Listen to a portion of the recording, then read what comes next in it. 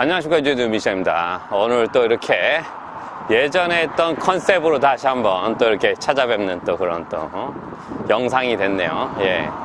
자, 오늘은 다른 게 아니고 요 며칠 동안 제가 이제 한 어머님과 통화를 많이 했어요. 많이 하면서 그러니까 이제 우연히 제가 올려놓은 그 영상을 보고 자기 아들이 이제 그 같은 학교를 다녀서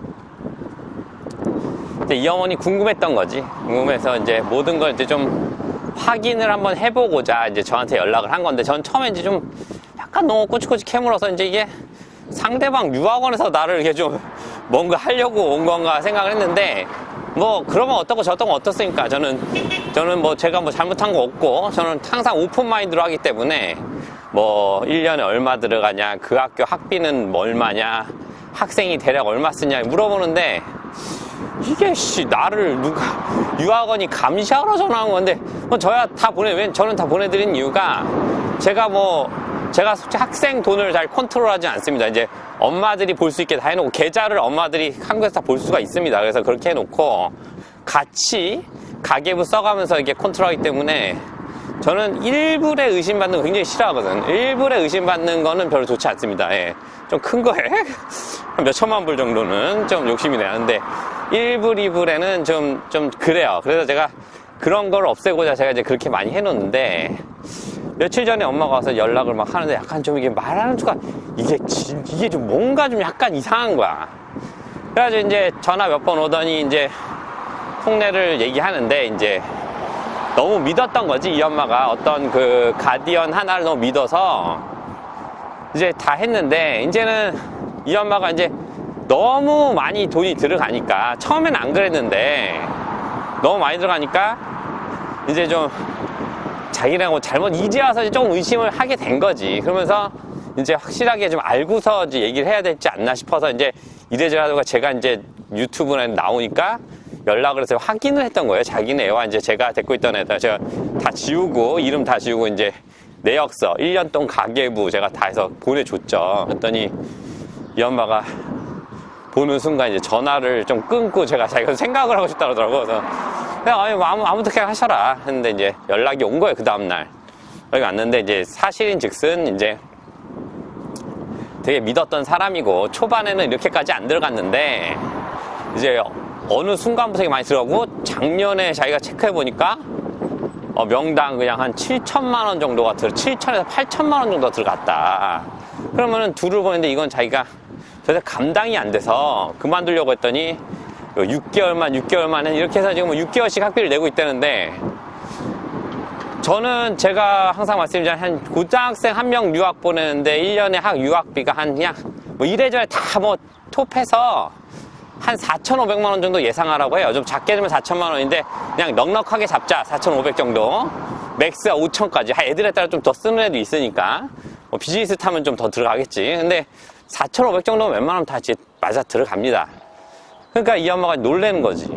왜 우리는 이렇게 많이 들어가냐서 가격을 보더니, 이제 뭐가 이런 거 없나요? 이런 거 없나요? 물어보는데, 말도 안 되는 좀 이렇게 말도 안 되는, 이 엄마가 저 처음 의심했다고. 이 엄마가 나를 후리려고 그러나, 이게 좀 의심했는데, 그게 아니었던 거죠. 진심이었던 거고, 확인하고 싶어서 이제 물어보다가 됐는데, 참 그래서 오늘 제가 학교를 갔다 왔어요. 학교를 가가지고 이제 국제학생 이제 오늘 마지막 날이라서 제가 만나보고 했더니, 자기네가 이제 인베스티게이션을 해주겠다, 이제 수사를 해주겠다는데 하지 마라, 아직은. 그 엄마가 이제, 왜냐면 이 엄마는 또, 그러니까 제가 항상 얘기드린 게, 이제 가디언이 홈스테이 같이 할 경우 굉장히 안 좋은 케이스가 많아요. 왜냐면 가디언이 홈스테이 같이 하면 홈스테이에 컴플레인이 나오면은 그걸 원래 가디언한테 이제 컴플레인 하게 되거든요. 그래서 이제 상의를 하게 되는데, 그리고 또 가디언이 문제가 있을 경우도 있지. 근데 뭐 그건 이제 좀 다른 경우지만,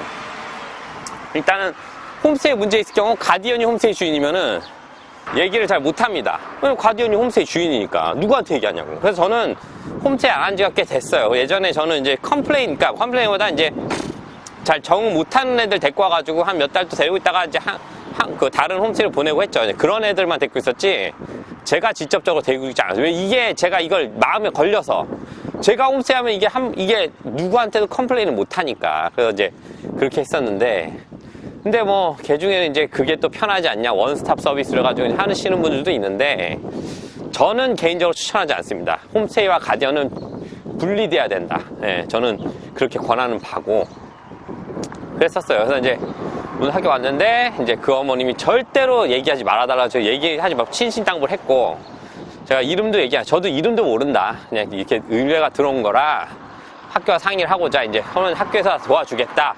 얘기 된 거죠. 했는데, 저도 이런 얘기를 들으면서, 과연 저도 이제 제 직업에 대한 가디언이란 도대체 무엇인가? 가디언이란 도대체 뭔가? 그렇죠. 이제 서류로 써가지고 뭐뭐뭐 해주고 뭐뭐뭐 해주고 뭐 안 해주고 해줄 수 있어요. 쓸 수 있지. 그거만 해주면 돼요. 서류라는 게요. 굉장히 쓰게 되면 좋은 장점도 있지만 어떻게 보면 딱 그것만 해주면 되는 거야. 서류에 나온 것만. 그 이상은 거기 없으니까 안 해줘도 되는데요? 할 수 있는 거라고요. 근데 저는 솔직히 지금까지 저는 서류를 쓰지 않습니다. 왜냐면 제가 게을러서 있지만 그게 아니고 서류를 할 수 있는 게 가디언이라는 게 어떻게 보면 말은 현지의 부모예요.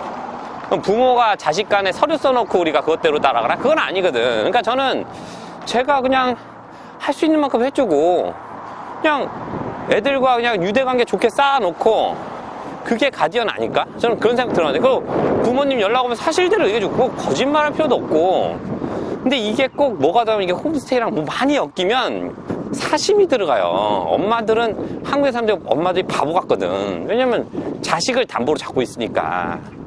그러니까 이래서 이게 사고가 터진 거야. 지금도 이렇게 다 믿고 하다 보니까 누가 나쁘다라기보다 이제 조금씩 하다 보니 이제 뭐 안드로메다로 간 거지. 한마디로 말해서 안드로메다로 간 건데 참 제가 오늘 만나고 나오면서도 그 엄마의 마음을 이해하면서 이게 제발 말하지 말아달라. 말을 안 하는데 그러니까 좀 그랬습니다. 기분이 좀 그랬고 자, 제 직업에 대해서 다시금 또 생각해보는 계기. 이래서 제가 유학원 이런 게 제가 유학원이란 말 안 쓰고 저는 그냥 민실장이란 말 쓰고 현지 도움이라고 얘기를 쓰는 이유가 참 이런 여러 가지 일들 때문에 그래요. 제가 볼 때는. 그러니까 뭐 제가 그렇다고 뭐 완벽한 사람도 아니고 나도 뭐 이상한 사람이 있을 수도 있겠지, 누구한테서는. 근데 오늘 또 이런 사건을 또 계기로 해서 좀 한번 좀 뒤돌아보게 되고, 과연 그 유학 에이전트란 게 무엇인가. 제가 그랬잖아요. 유학 에이전트는 돈 보고 할 수가 없어요. 왜냐면 애들을 보는데 어떻게 애들을 갖다가 한 명이 얼마, 두 명이 얼마 이렇게 생각할 수가 있냐고. 그리고 저녁 때 가니까 오버처지 내셔. 이게 말이 안 되는 일이거든. 그래요. 이게 여기 유학원 정착해 놓으면은 애들 밤에 아파. 저는 이제 퇴근했으니까 안 갑니다. 말도 안 되는 얘기거든. 진짜로 그래요. 그리고 어떤 전화가 올 수도 있고 이상한 뭐 별하별 질문이 다 올 수도 있어. 하지만 또 한 번쯤 그 사람 입장 생각해 보면 또 이해가 되는 것들도 많거든요. 그러니까 제가 오늘도 갔다 오면서도 이걸 이 엄마랑 어떻게 얘기를 해야 되나. 이따 저녁 때 통화를 해야 되는데 참 그렇네요. 그러니까 저도 저한테 오고 안 오고를 떠나서 안 와도 돼요. 안 와도 되는. 솔직히 뭐 한 명 온다고 큰 도움 되는 거 아니야. 그지? 한 명 소중하지. 그지? 많아서 한 명이지만 또 그게 한 명이 막 중요한 건 아니거든. 한 명 모여서 여러 사람 되지만. 근데 참 오늘 제가 참 그 엄마를 어떻게 슬기롭게 해결해야 될지 참 그렇습니다. 오늘은 결론은 제가 한번 가디언이란 거에 대해서 굉장히 제가 심오하게 한번 생각을 하고 결론을 내리고 싶은데, 자, 가디언은 저의 오늘의 결론은 마음으로 하는 것이 아닌가. 서류가 아닌 마음으로 하는 가디언이 되자. 한번 오늘 또 제가 제 직업에 대해서 다시 한번 마음가짐을 하게 되는 그런 또 뜻깊은 하루? 예. 그래서 유재인에서 이렇게 찍으니까 어떻게 괜찮나요? 항상 베트남에서 이제 좋은 장소 찾아와서 찍다 했는데, 여긴 뭐 그냥 돌아다니면 돼. 그냥 돌아다니면 돼. 그냥 돌아다니면 그냥 배경이 좋아. 예. 그래서 하여튼 오늘 결론은 마음으로 하는, 이건 에이전트들한테 한 얘기, 저한테도 한 얘기지만 마음으로 하는 가디언이 되자. 서류상에 찍힌 것만 하지 말고 마음으로 가디언 하자. 학생 하나를 돈으로 보지 말고. 돈도 중요하지. 돈도 중요합니다. 이거 돈 버는 것도 중요해요. 그거 가지고 뭐라 그러면은 가디언 안 쓰시면 돼. 근데 하시게 될 경우에는 일하는 사람 입장에서는 마음으로 하는 가디언이 되자. 오늘의 결론입니다. 항상 유학 선택하실 때 큰 업체도 좋습니다. 큰 업체 좋지만 또 그렇다고 또 이게 소규모 이렇게 집 방구석에서 혼자 이렇게 하는 사람들은 누가 뭘 했는지 몰라. 저 같은 경우 뭐만 잘못해봐. 이 크라이처치대 소문이 막 쫙 깔려. 그러니까 못한다고. 근데 방구석에서 혼자 하는 가디언들이 제일 문제거든. 누가 뭐 했대 몰라 누군지. 예. 큰 유학원 한국에서 보낸 유학원 한국에서 문 유학원 뭐 여기서 뭐 모르거든. 그러고 인터뷰 차 소리도 안 나. 여기 현지에서는 개박살 난 거 아니야. 예. 하여튼 제가 오늘 또 이렇게 상담을 계기로 해서 참 요즘 저도 이런 상담 많이 하면서 저 자신을 되돌아보는 그런 계기가 됐습니다. 하여튼 유젠 미시장 항상 열심히 달리는 모습 보여드리고요. 오늘 영상 여기서 마치겠습니다. 감사합니다.